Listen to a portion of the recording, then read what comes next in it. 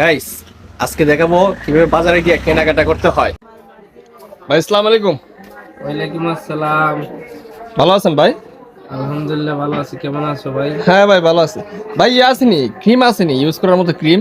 শিরকিন ভাই, আপনাদের হ্যাঁ আমাদের। ছেলেদের ক্রিম আছে ভাই, লাগবে? না না, মানে মেয়েদের ক্রিম হলে ভালো আর কি।